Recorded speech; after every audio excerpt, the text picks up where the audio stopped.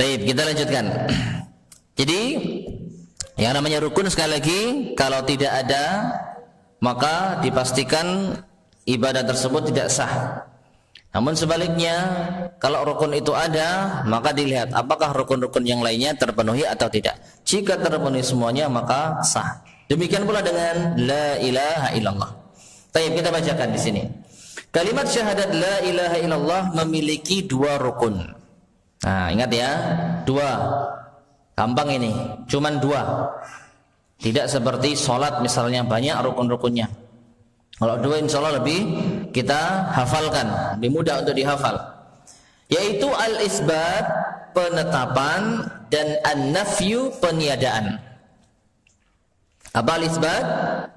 Penetapan, dan an-nafyu, peniadaan. Apa artinya? Lafaz la ilaha berarti peniadaan dan penolakan. Dan inilah yang dimaksud dengan an-nafyu. Rukun yang pertama. Peniadaan dari segala ilah sesembahan selain Allah. Jadi ketika kita ucapkan la ilaha berarti kita telah memenuhi rukun yang pertama. Tidak ada ilah, tidak ada sesembahan, tidak ada yang diibadahi. Kita tolak semuanya. Ini rukun yang pertama. Ya. Dan lafaz illallah berarti penetapan, al-isbat, bahwa segala bentuk ibadah penghambaan itu hanya bagi Allah semata. Ya, tidak ada sesuatu apapun yang boleh dijadikan sebagai sekutu dalam peribadahan kepadanya.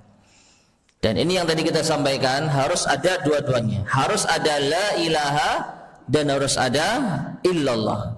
Kalau salah satu tidak terpenuhi, maka la ilaha illallahnya tidak sah. Hanya la ilaha, tidak ada sesembahan, tidak ada Tuhan yang diibadahi. Maka apa? Orang ini menjadi orang ateis. Dia telah memenuhi satu rukun la ilaha illallah. Ya, makanya kita katakan kalau rukun ini ada, belum tentu la ilaha illallah ini pasti ada. Dilihat dulu, rukun yang lainnya terpenuhi enggak? Yang lainnya tidak. Ya, yang illallahnya tidak ada, maka gugurlah syahadatnya. Jadi kalau la ilaha saja, maka belum mencukupi. Demikian pula illallah, kecuali Allah. Tanpa apa? La ilaha, kecuali Allah. Berarti dia menetapkan Allah sebagai Tuhan yang disembah. Tetapi tidak ada la ilaha sebelumnya. Ini menunjukkan apa? Berarti dia tidak meniadakan sesembahan-sesembahan yang lainnya. Dia beribadah kepada Allah. Tapi tidak menutup kemungkinan dia juga beribadah kepada selain Allah.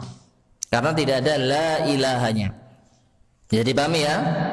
Dan ini insyaallah sebenarnya sudah sempat disinggung dan dijelaskan oleh al-muallif hafizallah di halaman 26 ketika membahas hadis Ibnu Umar atau Umar Ibn Khattab, ya, hadis Islam dibangun di atas 5 perkara. Yang pertama syahadah la ilaha illallah. Di situ diuraikan penjelasan secara singkat tentang syahadat la ilaha illallah. Namun di sini diulang lagi dan lebih diperdalam. Khususnya dalam masalah pendalilan, dalam masalah penyajian dalil-dalil lebih banyak lagi.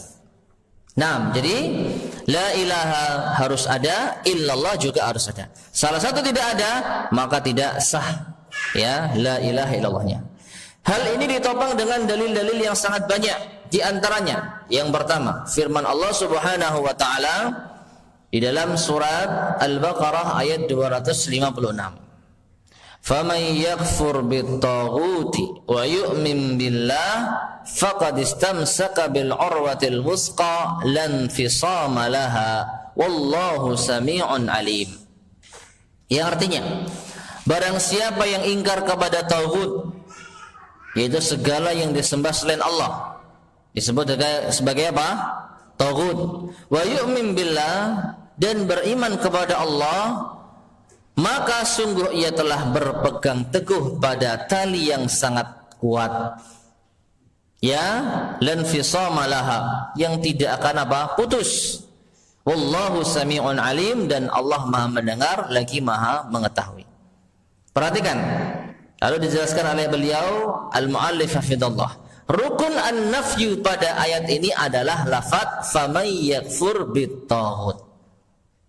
Barang siapa yang ingkar kepada taghut, barang siapa yang menolak taghut, barang siapa yang meniadakan taghut. Lalu Imam Malik rahimahullah mengatakan bahwa taghut adalah kullu ma yu'badu min dunillah, setiap sesuatu yang diibadahi selain Allah. Jadi mengingkari segala sesembahan selain Allah. Dan rukun al-isbat pada ayat ini adalah lafaz wa yu'min billah, dan beriman kepada Allah. Jadi mengingkari taghut ini sebagai fungsi seperti kalimat la ilaha, wa yu'min billah, dan beriman kepada Allah sebagai fungsi illallah. Dan senantiasa nanti ketika menyebutkan dalil-dalil akan dijelaskan insyaallah. Jadi nafyunya pada barang siapa yang ingkar kepada taghut, isbatnya pada dan beriman kepada Allah. Kalau seandainya ayat ini kita potong, ya, tidak kita teruskan, tidak kita gandengkan dua rukun ini, maka belum dikatakan bersyahadat dengan sempurna, belum dikatakan telah memenuhi la ilaha illallah. Contoh, barang siapa yang ingkar kepada taghut, ya, dia mengingkari taghut, apakah di sini ada keharusan dia juga ingkar kepada Allah? Apakah di sini ada keharusan dia pasti menetapkan Allah sebagai Tuhannya, sebagai sesembahannya? Barang siapa yang ingkar kepada taghut, di sini menunjukkan apa? Pokoknya ingkar kepada taghut. Kepada Allah bisa ingkar dan bisa tidak ingkar. Ya, jadi di sini hanya mengingkari taghut saja. Orang ateis disuruh menyembah Tuhan, mau enggak, Pak? Ya, Tuhan siapa saja. Ini sembahlah taghut. Enggak, saya mengingkari taghut. Nah, ya, ketika disuruh menyembah taghut, enggak, saya mengingkari taghut, saya enggak mau menyembah taghut. Ya, dan juga belum tentu dia beribadah kepada Allah karena dia ateis misalnya, sehingga harus ada wa yu'min billah. Sebaliknya, kalau yu'min billah saja dan beriman kepada Allah tanpa wa may yakfur bit-taghut, tanpa mengingkari taghut, maka juga belum dikatakan telah sempurna la ilaha illallahnya. Dia beriman kepada Allah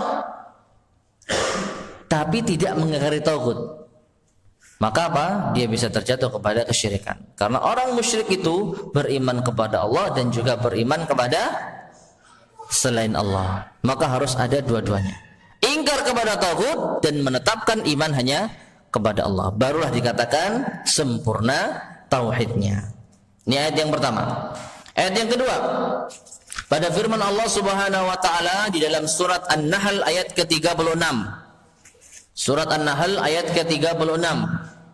Firman Allah Subhanahu wa taala, "Wa laqad ba'atsna fi kulli ummatin rasula an i'budullaha wajtanibut taghut, faminhum man hadallah wa minhum man haqqat 'alaihi ad-dalalah." Fasiru fil ardi fanzuru kaifa kana akibatul mukadzibin. Yang artinya, dan sungguh kami telah mengutus seorang rasul untuk setiap umat untuk menyerukan beribadalah kepada Allah saja dan jauhilah taghut. Kemudian di antara mereka ada yang diberi petunjuk oleh Allah dan ada pula yang tetap dalam kesesatan. Maka berjalanlah kalian di atas muka bumi dan perhatikanlah bagaimana kesudahan orang-orang yang mendustakan para rasul. Surat An-Nahl ayat ke-36. Nah, kita fokus pada rukunnya saja ya, karena membahas masalah taghut, kemudian membahas masalah ada yang dapat petunjuk, ada yang kesesat. Kemudian bagaimana kesudahan orang-orang yang mendustakan Rasul, tentu panjang. Kita fokus pada nafi dan isbatnya. Mana? Maka rukun al-isbat pada ayat ini adalah ani'budullah, beribadalah kepada Allah. Sebenarnya kata dalam kurung saja ini enggak ada, Pak. Ya, ani'budullah, beribadalah kepada Allah. Enggak pakai apa? Saja. Tetapi konsekuensi ayat setelahnya inilah yang menjadikan kalimat saja ini harus ada tambahan konsekuensinya. Mengapa?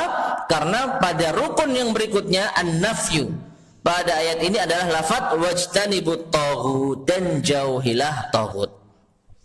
Berarti kalau orang beribadah kepada Allah dan menjauhi taghut, dia telah apa? Beribadah kepada Allah saja. Nah ini. Maka lagi coba kita praktekkan ya. Kalau seandainya hanya satu rukun saja yang terpenuhi, beribadahlah kepada Allah saja, tidak ada perintah jauhilah taghut. Apa yang terjadi? Maka orang beribadah kepada Allah benar, tapi juga bisa jadi beribadah kepada selain Allah. Karena perintahnya cuma apa? Beribadahlah kepada Allah. Lagi-lagi, ini kata saja kita hilangkan, karena kata saja ini tambahan konsekuensi apabila dia bergabung dengan rukun satunya. Kalau tidak ada rukun satunya, kata saja tidak ada. U'budullaha, beribadahlah kalian Allah kepada Allah. Kan nggak ada sajanya kan? Nah ini. Demikian pula kalau kita hanya mengambil ayat yang setelahnya, wajtanibut taghut, dan jauhilah taghut. Apakah ini mengindikasikan tauhid? Belum tentu juga. Karena yang penting menjauhi taghut. Dan bisa jadi dia juga menjauhi Allah. Karena nggak ada perintah apa? Beribadah, beriman kepada Allah. Tapi kalau dua ayat ini atau dua kalimat ini kita sambung, sempurna. Beribadahlah kepada Allah dan jauhilah taghut. Sempurna. Ada nafiyunya, ada isbatnya. Nah, bisa dipahami ya ayat yang kedua? Taib. Selanjutnya, yang ketiga. Firman Allah Subhanahu wa taala tentang kaum 'Ad ketika Nabi Hud alaihissalam diutus oleh Allah Subhanahu wa taala kepada mereka. Yaitu dalam surat Al-A'raf ayat ke-70. Allah Subhanahu wa taala berfirman, "Qalu aji'tana lina'budallaha wahdah wa nadhara ma kana ya'budu aba'una fa'tina bima ta'iduna in kunta minas shadiqin." Yang artinya, mereka kaum 'Ad berkata, apakah kedatanganmu wahai Hud kepada kami agar kami hanya beribadah kepada Allah saja dan meninggalkan apa yang biasa disembah oleh nenek moyang kami? Maka buktikanlah ancamanmu wahai Hud kepada kami jika kamu orang yang benar. Surat Al-A'raf ayat ke-70. Nah, ma'asyiral muslimin rahimani wa rahimakumullah, ini seandainya ya nggak ada penjelasannya, sebenarnya kita bedek-bedekan itu enak gitu ya. Tapi ini udah ada kunci jawabannya ya. Ya. Wah, ditutup. Hah? Buka ayat Al-Qur'an, buka ini. Sak terjemahannya. Mana isbatnya? Mana nafinya? Oh enggak? Ditutup ya. Terakhir dikasih diskon. Dijelaskan dulu yang nomor 3. Nomor 3 ya. Nah, jadi rukun al-isbat pada ayat ini adalah lafaz lina'budallaha wahdah, agar kami hanya beribadah kepada Allah saja. Ya, agar kami hanya beribadah kepada Allah saja. Kalau ini ada sahjanya, wahdahu. Nah, kemudian rukun an-nafyu pada ayat ini adalah lafaz wa nadhara ma kana ya'budu aba'una, dan meninggalkan apa yang biasa disembah oleh nenek moyang kami. Jadi kaum 'Ad ini ketika Nabi Hud alaihissalam berdakwah kepada mereka ngomong seperti ini. Ya, apakah kalian mengajak kami untuk simpelnya la ilaha illallah, Apakah engkau wahai Hud mengajak kami untuk beribadah kepada Allah saja dan meninggalkan, nah ini, meninggalkan apa? Sesembahan-sembahan yang biasa disembah oleh nenek moyang kami. Dan memang benar, inilah dakwahnya Nabi Hud alaihi salam, sehingga mereka pun menolak, enggak mau. Kalau diperintah untuk apa? Beribadah hanya kepada Allah dan meninggalkan sesembahan selain Allah. Taib. Tutup. Sementara, Pak. Ya. Bagi yang mau mencoba untuk menganalisa. Taib. Yang keempat. Firman Allah Subhanahu wa taala tentang Nabi Hud juga alaihissalam. Dalam surat Al-A'raf 65. Monggo kalau mau nyari. Ya, surat Al-A'raf ayat ke-65. Ini enggak ada paksaan, Pak ya. Kalau mau bukunya tetap dibuka ya silahkan, enggak tak marahi kok. Ya, enggak ada masalah. Ya, cuman yang ingin untuk semacam melatih gitu ya. Melatih pemahaman paham enggak kita ini isbat dan nafi ini di mana? Ya, silakan. Surat Al-A'raf ayat ke-65. Allah Subhanahu wa taala berfirman, "Wa ila 'adin akhahum Hudan." Dan kepada Ad kami utus kepada mereka saudara mereka Hud. Qala ya qaumi ibudullah, wahai kaumku. Hud berkata kepada kaumnya, wahai kaumku, beribadalah kalian kepada Allah. Malakum min ilahin ghairuh. Ya, tidak ada ilah sesembahan bagimu selain Dia, selain Allah. Afala tattaqun? Ya, mengapa kalian tidak bertakwa? Mengapa kalian tidak bertakwa? Baik. Sekarang mana isbatnya, mana nafyunya? Sembahlah Allah ini apa? Isbat. Nafyunya? Malakum min ilahin ghairu. Malakum min ilahin ghairu. Tidak ada bagi kalian apa? Tuhan selain Dia, selain Allah Subhanahu wa taala. Paham ya? Lanjut. Yang kelima. Ya, dalil kelima. Pada surat Al-Anbiya ayat ke-25. Surat Al-Anbiya ayat ke-25. Allah Subhanahu wa taala berfirman, "Wa ma arsalna min qablika mir rasulin illa nuhi ilaihi annahu la ilaha illa ana fa'budun." Dalam surat Al-Anbiya ayat ke-25. Yang artinya, dan tidaklah kami telah mengutus sebelummu wahai Muhammad seorang rasul pun melainkan kami wahyukan kepadanya bahwasanya tidak ada ilah yang berhak disembah dengan benar kecuali aku, yaitu Allah. Fa'budun, maka beribadalah kepadaku. Mana isbatnya, mana nafyunya? Tidak ada Tuhan yang disembah, nafyu. Isbatnya kecuali aku. Aku di sini tentu yang dimaksud siapa? Allah Subhanahu wa taala. Karena Allah yang berfirman. Karena Allah yang mengatakan demikian. Nah, lanjut. Yang keenam, hadis ini ya. Hadis sabda Rasulullah sallallahu alaihi wasallam. Dalam hadis sahih yang diriwayatkan oleh Imam Muslim. Man qala la ilaha illallah wa kafara bima yu'badu min dunillah haruma maluhu wa damuhu wa hisabuhu 'ala Allah azza wa jalla. Dah wis dibuka. Oh, hadis ya.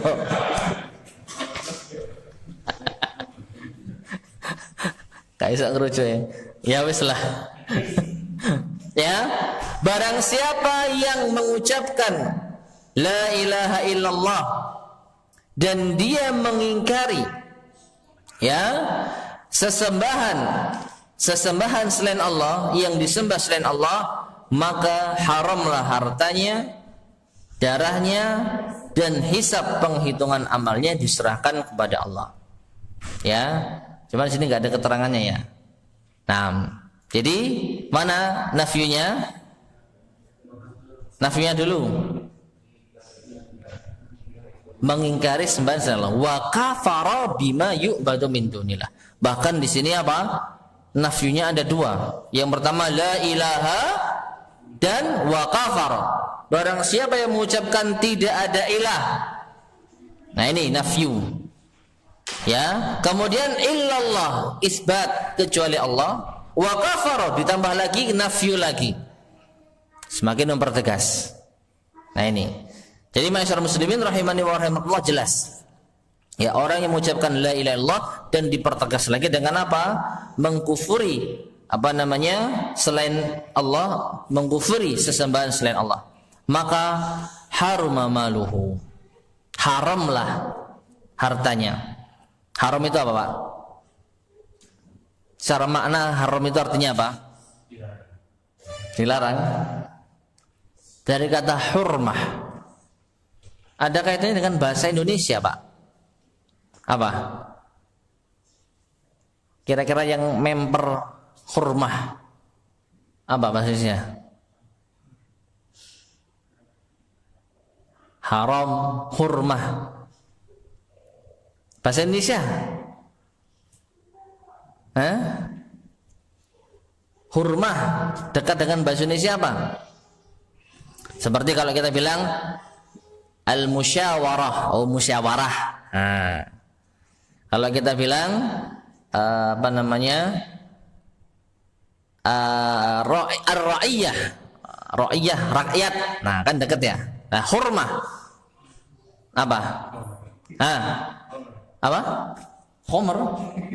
Kho, Pak, itu. Kho. Hurmah, ha. Hormat. Hurmah itu secara bahasa artinya yang terhormat. Ya. Nah, member-member dengan itu apa? Yang mulia. Makanya Masjidil Haram, Al-Masjid Al-Haram. Ya, masjid yang terhormat, dihormati. Di sana kita enggak boleh melakukan hal-hal yang melanggar kehormatannya. Demikian pula apa? Tanah haram. Tanah haram. Makkah dan Madinah. Tanah yang terhormat, yang tidak boleh untuk kita langgar kehormatannya. Dengan cara apa? Di antara dengan cara berperang di sana. Bulan haram. Apa artinya? Bulan haram. Bulan yang terhormat. Bulan yang suci, yang tidak boleh kita nodai kehormatannya dengan berperang. Nah ini. Jadi haramlah hartanya. Secara makna artinya apa? Hartanya ini apa? Dihormati, mulia. Dan tentu konsekuensinya enggak boleh untuk diganggu. Haram untuk diganggu. Demikianlah hartanya. Haram untuk ditumpahkan. Karena terhormat dia. Nah, adapun penghitungannya, hisabnya diserahkan kepada Allah Subhanahu wa taala. 6. Itu dalil yang ke-6. Dalil yang ke-7. Sabda Nabi sallallahu alaihi wasallam, "Man wahhadallaha wa kafara bima yu'badu min dunihi, haruma maluhu wa damuhu wa hisabuhu 'ala Allah azza wa jalla." Hadis sahih riwayat Imam Muslim. Barang siapa yang mengesahkan Allah dan mengingkari ilah selain Allah, selainnya, maka haram harta dan darahnya dan hisabnya diserahkan kepada Allah. Mana isbatnya? Mengesahkan Allah. Mana nafyunya? Dan mengingkari ilah selainnya. Ya. Jadi senantiasa ayat-ayat dan hadis-hadis ketika menunjukkan tentang tauhid, menunjukkan tentang ibadah kepada Allah, pasti ada dua hal tersebut. Karena memang dua hal ini adalah rukun yang tak terpisahkan. Kalau tidak terpenuhi salah satunya, maka tidak sahlah tauhid dari seseorang. Baik. Konsekuensi dari rukun la ilaha illallah, yaitu seorang muslim yang sudah jelas mengucapkan kalimat tauhid ini, maka ia wajib menolak dan mengingkari semua yang disembah selain Allah. Ini konsekuensinya. Ya, konsekuensi dari la ilaha illallah. Semua yang disembah dan diibadahi selain Allah adalah batil. Dan ia pun wajib menetapkan bahwa satu-satunya yang benar dan yang wajib diibadahi hanya Allah saja. Kita wajib beribadah hanya kepada Allah dan tidak boleh kepada selainnya. Allah Subhanahu wa taala berfirman, "Dzalika bi anna Allaha huwal haq wa anna ma yad'una min dunihi huwal batil wa anna Allaha huwal aliyyul kabir." Demikian itu bahwasanya kebesaran Allah adalah karena Allah dialah Tuhan yang hak untuk diibadahi, dan apa yang mereka ibadahi selain Dia itulah yang batil, dan sungguh Allah dialah yang maha tinggi lagi maha besar. Ayat ini pun ma'asyar muslimin rahimani wa rahimakumullah juga mengandung dua unsur tadi, isbat dan nafyu. Mana isbatnya?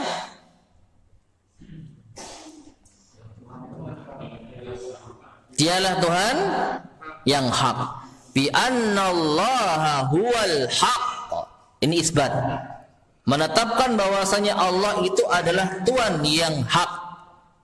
Tuhan yang hak. Tuhan yang berhak diibadahi dengan benar. Mana nafinya? Dan apa saja yang mereka ibadahi selain Dia. Wa ma yad'una min dunihi wa anna ma yad'una min dunihi huwal batil. Dan apa-apa yang disembah selain Dia itulah yang batil. Jadi menetapkan Allah yang hak, selain Allah batil. Sempurnalah tauhidnya, la ilaha illallah. Nah, jadi ini ma'asyar muslimin rahimani wa rahimakumullah, rukun dari kalimat la ilaha illallah. Harus ada peniadaan segala yang disembah dan menetapkan hanya Allah Subhanahu wa taala sematalah yang boleh untuk disembah. Taib. Sampai sini ada tanyakan? Ya. Untuk rukun ini yang berlaku saat menakdir orang yang sedang mau meninggal. Mentalqin. Ya. Maksudnya bagaimana? Apakah kedua rukun ini itu berfungsi saat kita mentalqin orang yang mau meninggal? Sehingga kita mengucapkan? Ya. Apakah dua ini itu berlaku rukunnya? Apakah semua salah satu aja itu? Apakah diterima atau enggak gitu? Artinya itu. Makanya yang kita talqinkan apa misalnya? Kita mentalqin itu kita apa ya? Menuntun gitu ya. Kita mengucapkan, didengar, kemudian kalau bisa dia juga mengikutinya. Nah, yang kita ucapkan apa? La ilaha. Apakah itu Hanya la ilaha saja. semua? Oh, jadi gini. Mungkin maksudnya begini, ya. Rasulullah SAW bersabda, "Man qala ya la ilaha illallah, ya man kana akhiru kalamihi la ilaha illallah, dakhala al-jannah." Barang siapa yang akhir ucapannya la ilaha illallah, maka ia akan masuk surga. Ternyata dia baru sempat la ilaha, kemudian mati gitu. Illallahnya belum sempat gitu. Wallahu a'lam bishawab, Allah yang Maha tahu. Allah yang Maha tahu. Ya. Jadi ya kita nggak tahu apakah memang terhentinya ini sebagai penegasan dari Allah. Kalau dia nggak bisa menyempurnakannya berarti memang dia misalnya orang ateis, orang yang memang tidak mau beribadah kepada siapapun, nggak percaya dengan adanya Tuhan. Lalu di akhir hayatnya ya ada yang mengajak ucapkan la ilallah, dia hanya ikut-ikutan, misal apa sih salahnya mengucapkan, nggak ada keyakinan, lalu dia mengucapkan la ilaha, mati, maka bisa jadi itu hukuman dari Allah, penegasan. Kalau memang selama hidupnya dia nggak percaya Tuhan, maka ketika matinya juga dia nggak percaya Tuhan. La ilaha, tidak ada Tuhan yang disembah. Sama seperti ketika dia masih hidup. Tapi nggak boleh kita pastikan. Ya, artinya wallahu a'lam bishawab, sekali lagi kita nggak tahu. Karena orang kalau mengucapkan dalam hatinya, dia meyakini dalam hatinya la ilaha illallah, faham dan dia tahu konsekuensinya, cuman ketika mengucapkan ya mungkin dia ya barangkali ketika mengucapkan la ilaha keselak gitu ya. Kemudian mati, ya siapa yang tahu, wallahu a'lam bishawab. Nah, selama dia muslim maka kita hukumi muslimnya. Makanya wa hisabuhu 'ala Allah. Hisabnya tergantung Allah Subhanahu wa taala. Jadi kita enggak bisa menghukumi apapun terhadap ucapan seseorang sampai enggak dia dengan illallah atau tidak. Mungkin seperti itu. Wallahu a'lam bishawab. Tapi ada lagi yang lainnya?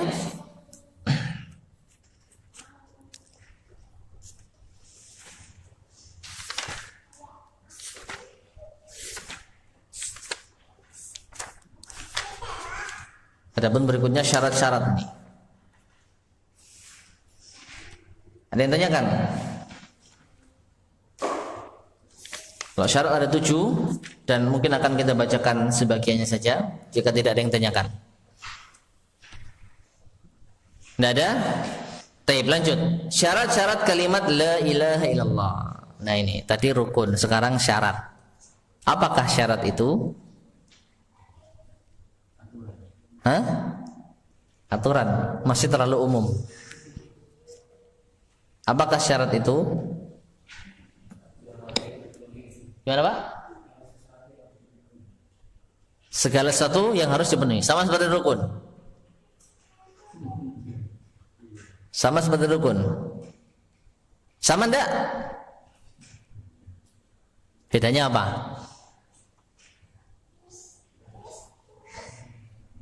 Hah? Saya katakan ada kesamaannya. Sama Pak. Harus dipenuhi. Rukun kan juga harus dipenuhi. Ya, tapi ada perbedaannya. Perbedaannya pada apa? Wah ini semua sama-sama wajibnya. Kalau tidak terpenuhi, ya batal, gugur. Cuman bedanya di mana? Benar, definisinya sama persis seperti rukun tadi. Yang apa tadi? Sesuatu yang ketiadaannya mengharuskan sesuatu tidak ada. Nah ini sama, cuman ada satu tambahan saja. Ya, satu garis pemisah saja. Apakah itu? Kalau rukun di dalam sesuatu,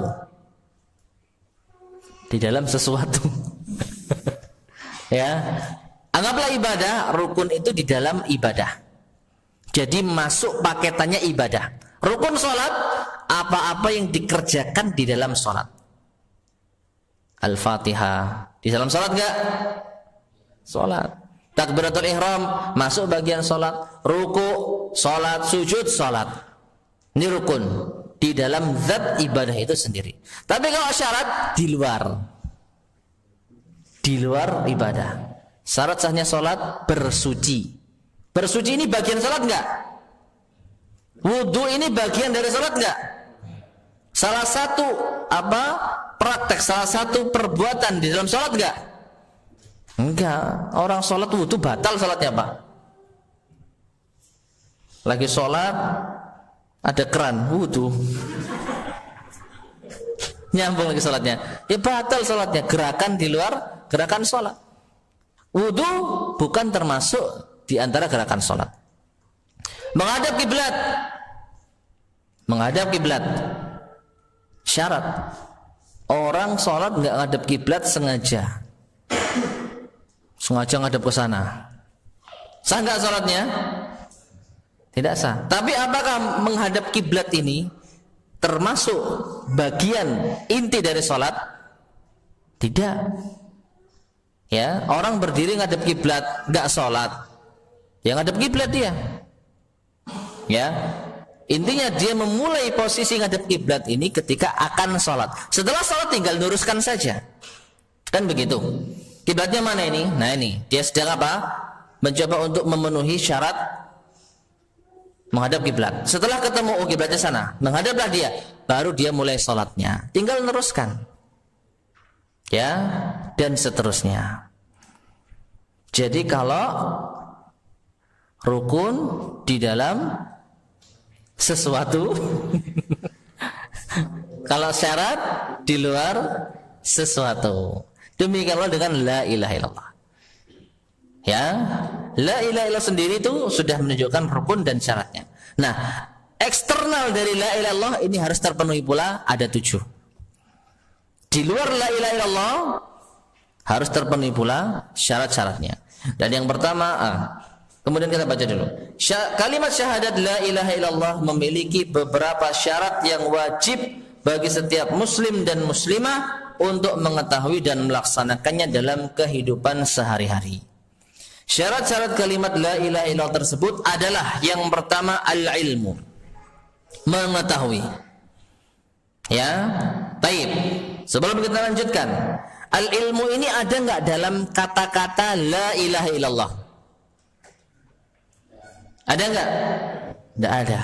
Dalam ayat-ayat Allah yang tadi kita bacakan, ya, annahu la ilaha illa ana wa may yakfur bitaghut wa yu'min billah. Ada enggak al-ilmu di situ? Tidak ada. Berarti dia di luar la ilaha illallah.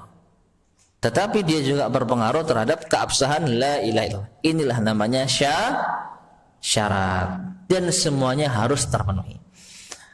Al-ilmu, mengetahui, yaitu mengetahui dengan sebenar-benarnya tentang makna yang ditunjukkan oleh kalimat ini dan mengamalkan perkara yang dituntut oleh kalimat ini. Dalilnya adalah firman Allah Ta'ala, fa'lam annahu la ilaha illallah. Surat Muhammad ayat 19. Fa'lam, maka ketahuilah, maka ilmuilah bahwa tidak ada ilah yang berhak diibadahi dengan benar selain Allah. Jadi Allah Subhanahu wa taala perintahkan sebelum mengucapkan la ilaha illallah harus apa? Fa'lam, harus ketahui dulu. Harus tahu dulu. Nah ini. Demikian pula sabda Rasulullah sallallahu alaihi wasallam, "Man mata wa huwa ya'lamu annahu la ilaha illallah dakhalal jannah." Barang siapa yang mati dan dia mengetahui, mengilmui bahwasanya tidak ada ilah selain Allah, maka ia masuk surga. Nah, lawan dari kata al-ilmu adalah jahil atau bodoh. Kebodohan inilah yang menyebabkan orang-orang yang berbuat kesyirikan dari kelompok umat ini menyelewengkan pengertian syahadat la ilaha illallah. Intinya ma'asyarul muslimin rahimani wa rahimakumullah, perhatikan, kalau orang mengucapkan la ilaha illallah tapi dia tidak tahu maknanya, dia tidak mengilmui maknanya, maka la ilaha illallahnya tidak apa? Tidak sah. Tidak sah. Dari sini maka orang yang bersyahadat, maka dia harus dituntut untuk tahu tentang makna syahadat tersebut. Ini kalau mau syahadatnya sah di sisi manusia maupun di sisi siapa? Allah. Kalau di sisi manusia mungkin cukup syahadat, asyhadu an la ilaha illallah, ikut dia, tapi dia nggak tahu maknanya. Maka di sisi manusia dia muslim atau kafir? Muslim, mudah syahadat kok. Tapi di sisi Allah belum tentu. Ya. Makanya hisabuhu 'ala Allah, hisabnya di sisi Allah. Kalau kita mau la ilaha illallah kita diterima baik oleh manusia dan oleh Allah Subhanahu wa taala, maka syaratnya harus terpenuhi. Ilmu. Ya, orang harus tahu tentang makna la ilaha illallah. Konsekuensinya apa? Aturan-aturannya bagaimana? Apa yang tidak boleh dilakukan setelah mengucapkan la ilaha illallah? Kalau dia sudah tahu, maka telah terpenuhi minimal satu syarat ini. Ya, dia tahu la ilaha illallah dan dia ucapkan dengan ilmu yang ia miliki, maka kita akan beralih kepada syarat-syarat yang lainnya. Jadi syarat yang pertama harus mengetahui makna la ilaha illallah. Orang yang tidak tahu makna la ilaha illallah tapi dia mengucapkan la ilaha illallah, maka minimalnya dia muslim di mata manusia. Gak boleh kita, oh dia munafik, dia gak tahu kok. Nah itu urusan dia dengan Allah. Yang penting dia syahadat, saudara kita muslim. Ya, adapun hatinya, apakah dia berilmu atau tidak, kita serahkan kepada Allah. Tapi kalau dia berilmu, insya Allah di sisi Allah dia juga muslim. Nah ini syarat yang pertama, dan insya Allah akan kita lanjutkan pada syarat-syarat berikutnya biidznillah subhanahu wa ta'ala pada pertemuan berikutnya. Taib, mungkin yang bisa kita sampaikan pada pertemuan kita di malam hari ini. Sebelum kita akhiri, ada yang mau disampaikan, ditambahkan? Silakan.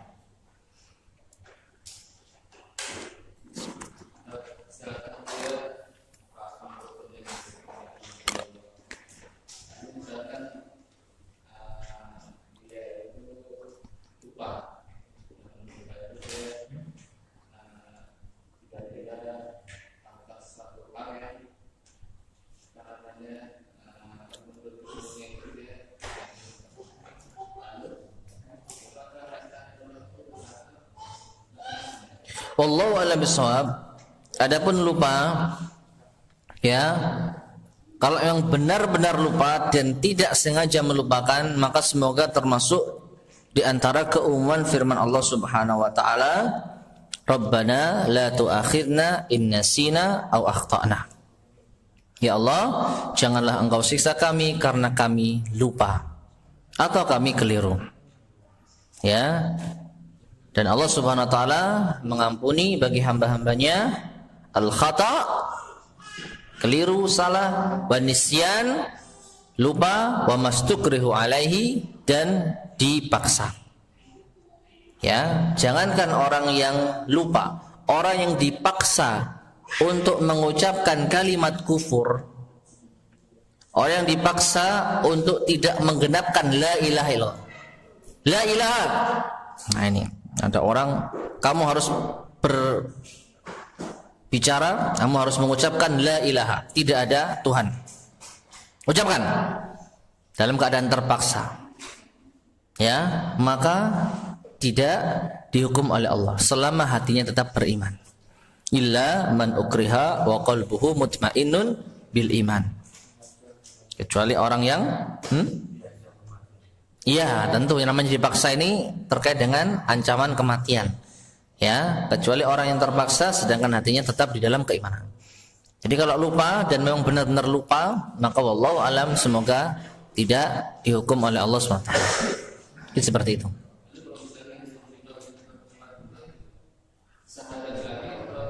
Tidak, cukup taubat saja. Ya, cukup taubat. Cuman yang saya tanyakan, yang dimaksud lupa ini bagaimana? Contoh, realnya gimana?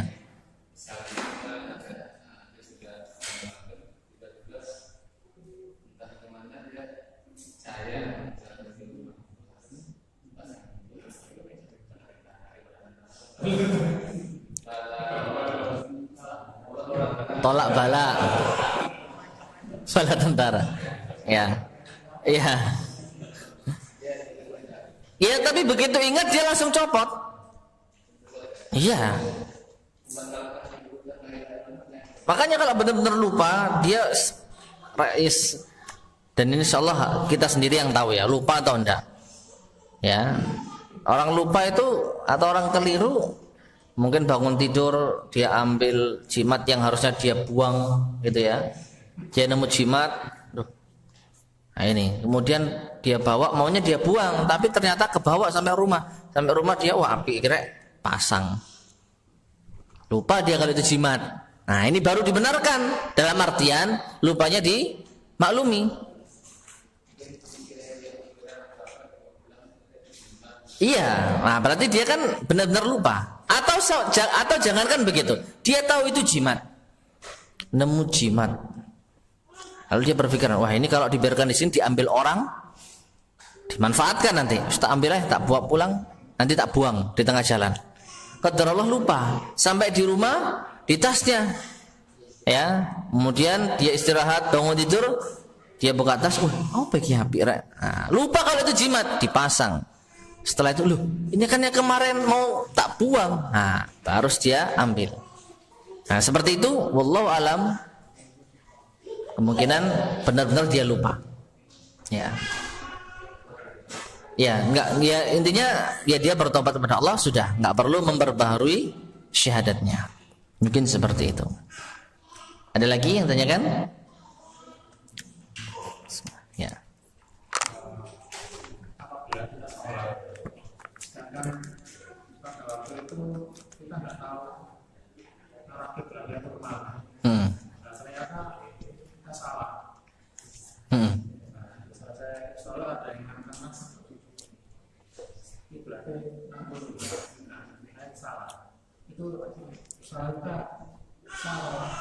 Ini masalah fikih ini ya. Di luar tema kita ini ya. Nah, kalau udah buka masalah fikih nanti berkembang. Nanti aja kita jawab. Ya, nanti. Ada lagi yang masalah akidah. Ya.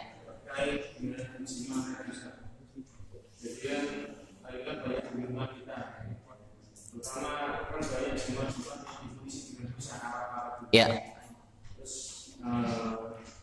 Apa istilahnya raja?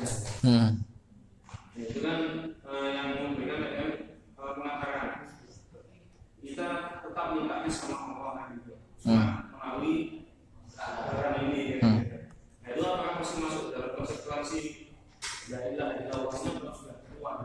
Iya, itu termasuk perbuatan syirik. Iya, masuk perbuatan syirik. Jadi tetap ini membatalkan ya kalimat la ilaha illallah. Mungkin seperti itu.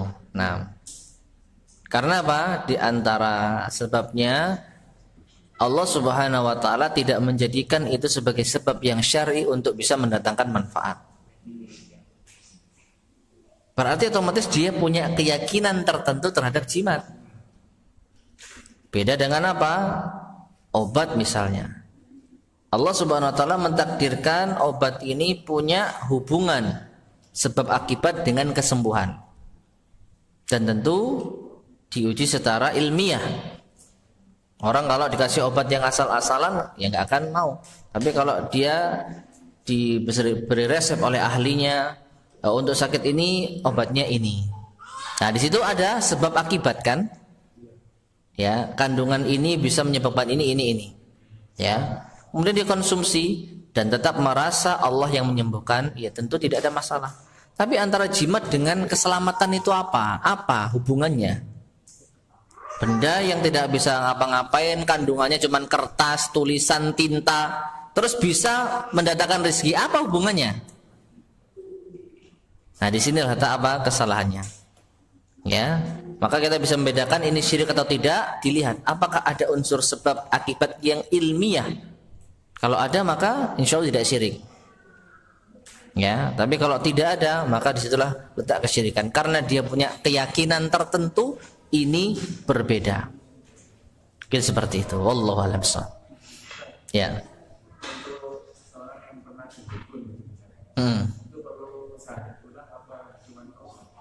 Kalau memang dia sadar dan dia tahu benar bahwasanya dia telah terjatuh pada kesyirikan, ya, datang ke dukun bukan hanya sekedar main, ya. Kalau temannya dukun didakwahi ya nggak apa-apa, ya. Tapi kalau dia datang ke dukun membenarkan dan mempercayai dan meyakini dukun ini tahu yang gaib, maka wallahu alam lebih baik dia bersyahadat ulang. Dan setelahnya tentu bertobat dengan taubatan nasuha. Mungkin seperti itu. Wallahu a'lam bishawab.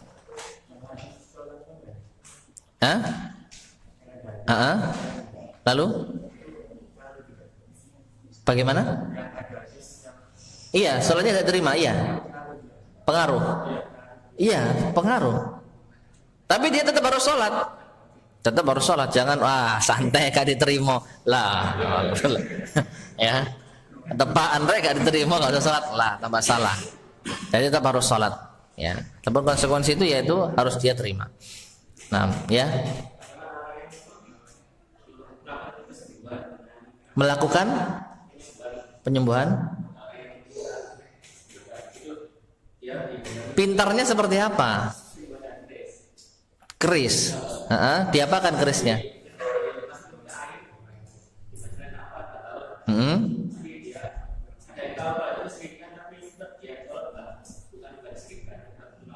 Nah, berarti dia nggak tahu la ilaha illallah.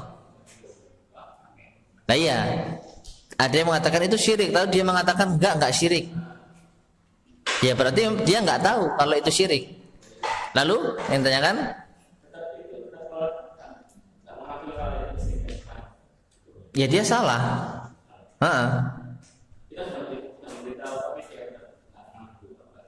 Tidak merasa. Iya, dia terjatuh pada kesyirikan. Lalu? Loh iya, hukumnya dia terjatuh pada kesyirikan. Maksudnya hukumnya kita hukum apa? Ya enggak lah. Nah, itu urusan waliul amr. Ya, kita hanya berdakwah menyampaikan. Kalau dia masih tetap pada kesyirikannya ya sudah, itu urusan dia dengan Allah Subhanahu wa taala.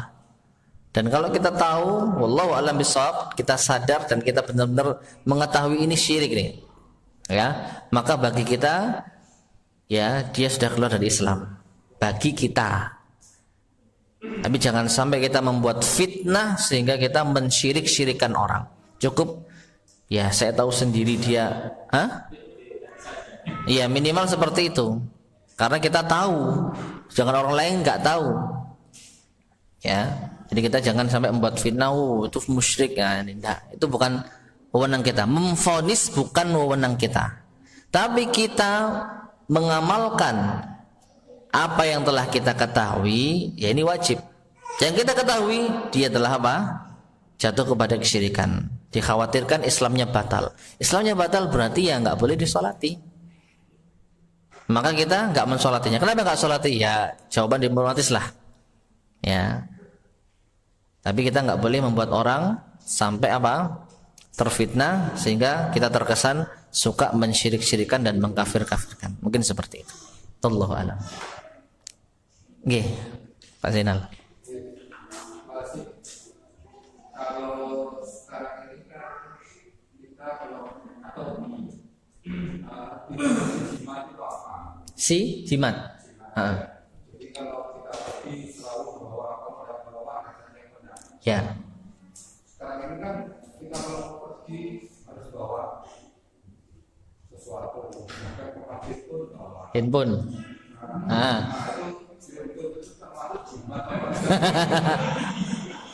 Bisa Pak, bisa jatuh pada kesyirikan kalau ketergantungannya luar biasa. Waduh kalau handphone, aduh, merasa sesak gitu ya. Ya, sudah pada taraf yang kronis, bisa syirik Pak. Berarti dia terlalu mencintai handphone lebih cintanya kepada Allah. Syirik mahabbah. Jangankan handphone, sama istri, sama anak terlalu mencintai sehingga kecintaannya melebihi cinta dia kepada Allah, syirik Pak. Ya, jadi bisa handphone bisa menjadi apa? Sarana kesyirikan. Itu seakan-akan jimat gitu ya. Nah ini, Allah alam bisawab. Benar itu Pak. Nah ada lagi? Ya. Misalnya kayak kita tahu itu jimat, itu misalnya jimat dia disamoni. Ini atau bapak. Ya. Kemudian merasa, misalnya memang berkenalan ini dulu disamoni. Nah, saya waktu itu bingung sebagai teman. Jadi saya juga orang dengan berilmu dengan rupiah gitu kan, takut kalau dikandani sih masih kayaknya setahu saya ini Syirik. kan boleh gitu. Dan tidak diyakini. Tapi apakah boleh kita dengan keterbatasan ilmu setahu kita ini boleh kita hancurin mungkin dengan ya setahu kita. Boleh. Tergantung. Dalam artian begini, apakah diizinkan oleh pemiliknya? Ini kita ajurno ya. Nih, nggak boleh pakai ini, tak bakar ya. Oh ya nggak apa-apa. Ya berarti kita diizinkan. Tapi kalau ojo rek. Nah, ya karena bagaimanapun juga itu milik dia. Intinya kalau kita menghancurkan ya dan ini bisa mendatangkan madarat yang lebih besar, maka jangan kita lakukan. Karena itu bukan dalam kekuasaan kita. Rasulullah bersabda apa? Man ra'a minkum munkaran falyughayyirhu bi yadihi fa illam yastati fa bi lisanihi. Kalau melihat kemungkaran rubah dengan tangannya. Tapi kalau enggak mampu, kita enggak mampu, ini bukan punya kita. Ya, ini hanya teman. Jadi kita dengan lisan sampaikan. Kalau diizinkan ambil, berani bakar. Mungkin seperti itu. Wallahu a'lam bishawab.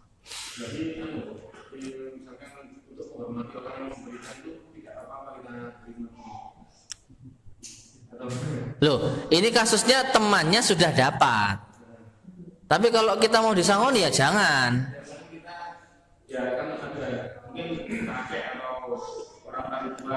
Ya kita tolak. Ya, tolak. Ini kasusnya kan temannya nggak tahu disangoni, kita tahu, ya kita sampaikan. Ya. Bukan kita jarnoa enggak. Ya. Masalah jarnoa ini ya tergantung dia. Kalau dia izinkan, kita hancurkan. Kalau enggak, ya sudah, pokoknya sudah kita sampaikan. Tapi kalau kita yang menjadi ya orang yang diberi, ya kita tolak.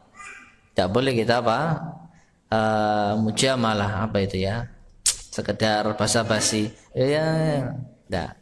Karena khawatirnya apa? Dia merasa, oh berarti kita terima. Nah, jangan sampai itu terjadi. Maka kita tolak dengan cara yang baik tentunya. Mungkin seperti itu. Taib. Ya, terakhir mungkin. Kalau minum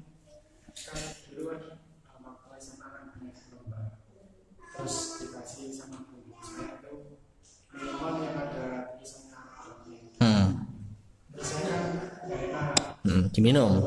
minum tapi Biasa aja. maksudnya berarti Wallahu a'lam bishawab. Insyaallah tidak termasuk perbuatan syirik. Terlebih lagi apa yang dituliskan? Dituliskan atau dibacakan? tertulis terus dimasukkan ke dalam ayat. Oh, jadi ada tulisan kertas masukkan. Zaman makan ngombe tinta pada zaman. Ya. Wallahu a'lam bishawab, ya. Kalaupun itu ayat Al-Qur'an, maka yang biasa disebutkan oleh para ulama kita itu dengan cara membacakan. Wallahu a'lam, kalau meletakkan kertas saya nggak tahu. Jadi membacakan, baca ayat Al-Qur'an, Al-Fatihah, kemudian diminum. Nah, ini boleh. Nah, itu namanya apa? Meruqyah dengan ayat Al-Qur'an. Dibacakan ayat Al-Qur'an di gelas, kemudian diminum. Ini boleh. Karena ada sebab dan akibat. Apa sebabnya? Ayat Al-Qur'an. Di antara syifa kata Allah SWT. Wa nunazzilu minal Qur'an ma huwa syifa wa rahmatul lil mu'minin. Dan kami turunkan Al-Qur'an, di dalamnya ada pengobatan. Nah, kita bacakan ayat Al-Qur'an, berarti apa? Di sini ada usaha untuk mengobati. Jadi enggak apa-apa. Ya, adapun selain Al-Qur'an, nah ini yang perlu untuk diperhatikan. Nah, tulisan tadi apa tulisannya? Kalau tulisan yang tidak terbaca, ya, maka tentu bisa menjadi sarana kesyirikan. Adapun kita meminumnya karena sungkan, ya, tapi tidak meyakini sama sekali, insya Allah tidak terjatuh pada kesyirikan. Itu intinya. Wallahu a'lam bishawab. Terakhir.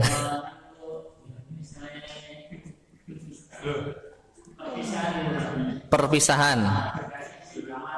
Ya.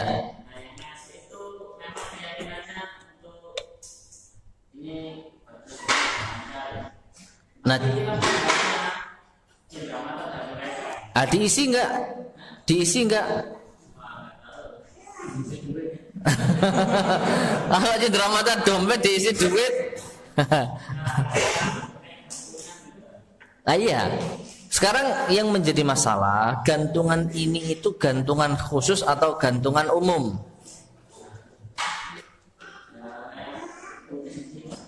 Nah, kalau umum ya sak-sae dia. Jadi gini contohnya. Ada orang beli cindera mata, unik dia, ukiran kayu, lalu dia jadikan jimat. Tapi kita beli di sebelahnya, kita jadikan sebagai hiasan biasa. Ya tentu beda toh. Nah, sekarang masalahnya pembuat jimat ini memang menciptakan itu untuk jimat enggak? Tapi mereka meyakini itu jimat. Loh, makanya, tapi ini dibuat untuk jimat enggak? Iya. Gini masalahnya. Dikasih ukiran kayu. Ukiran kayu ini di pasaran ada enggak? Ada. Dan itu bukan untuk jimat. Ya sudah, berarti hukum asalnya enggak apa-apa. Dia nganggap itu jimat ya karep-karep, kecuali dia sudah ngisi. Nah, beda lagi. Ya, diisi dia, oh itu tak isi gitu. Ya nggak usah kita terima. Diisi freon.